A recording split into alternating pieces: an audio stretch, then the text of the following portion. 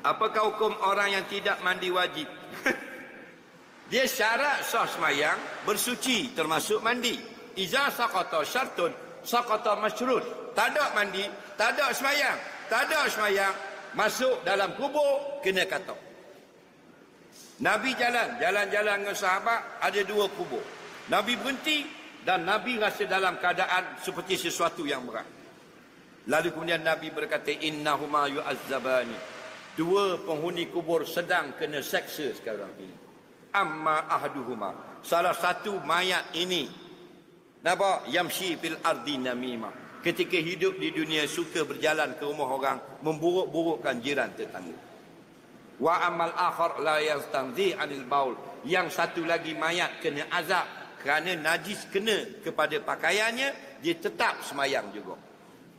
Itu kena najis.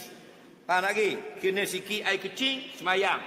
Tak sah, kena azab dalam kubur. Faham? Oh, ni tak semayang terus, tak mandi junub terus. Balik awal. Dah. Dia kata, tak apa Ustaz, walaupun kita kena azab, kita orang Islam, tidak akan kekal. Saya dah dengar Ustaz khabar, orang Islam masuk neraka tidak kekal, akhirnya masuk syurga. Betul. Semua orang beriman, jahat macam mana pun, akhir masuk syurga. Tetapi sebelum masuk syurga, ke mana? Masuk neraka. Go to hell dulu. Neraka ni benda api. Faham? Bakar kita. Kita duduk dalam kuali neraka. Panas tak? 1000 tahun, 50,000 tahun. Mu nak tahan duduk? Rumah kita tak ada elektrik 2 jam pun panas tak? Neraka dalam api. Mu nak duduk dalam api? Sesaat pun tak boleh. Api ni barang cantik jadi uduh.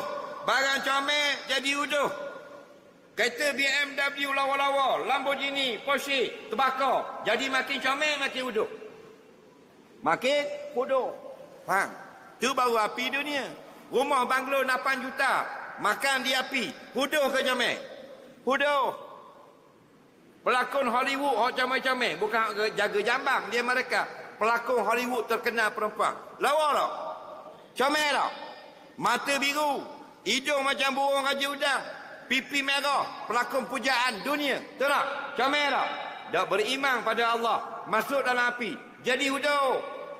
Kita belum masuk, huduh dah. Faham lagi? Tak masuk tu huduh dah. Dah kalau masuk, lu fikir sendirilah bro.